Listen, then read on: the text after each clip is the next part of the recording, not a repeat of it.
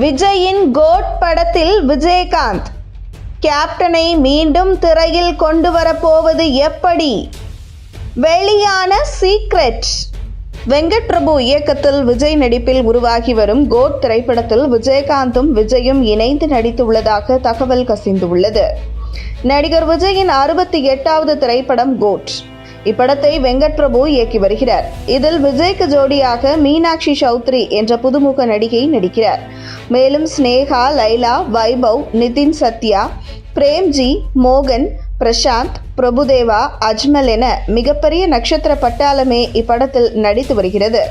இப்படத்தை ஏஜிஎஸ் நிறுவனம் சார்பில் அர்ச்சனா கல்பாத்தி தயாரித்து வருகிறார். யுவன் சங்கர் ராஜா இப்படத்திற்கு இசையமைக்கிறார்.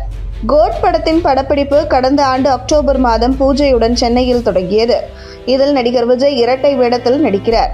அதில் ஒன்று இளமையான கதாபாத்திரம் என்பதால் அதனை டி-ஏஜிங் டெக்னாலஜியை பயன்படுத்தி உருவாக்குகின்றனர். இதற்காக விஜயை அமெரிக்கா அழைத்து சென்று பல்வேறு டெஸ்டுகளையும் எடுத்தார் வெங்கட் பிரபு. தற்போது கோட் படத்தின் இறுதிக்கட்ட படப்பிடிப்பு விறுவிறுப்பாக நடைபெற்று வருகிறது.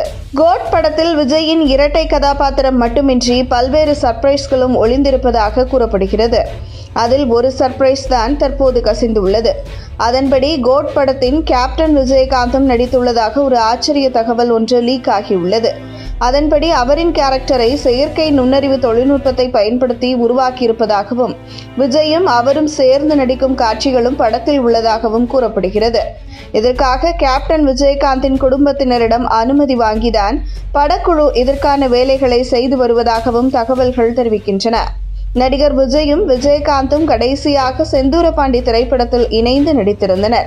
அதன் பின்னர் சுமார் 31 ஆண்டுகள் கழித்து இவர்கள் இருவரும் கோட் படத்தில் இணைந்து நடித்துள்ளதாக வெளியாகியிருக்கும் தகவல் படத்தின் மீதான எதிர்பார்ப்பை மேலும் அதிகரிக்க செய்துள்ளது.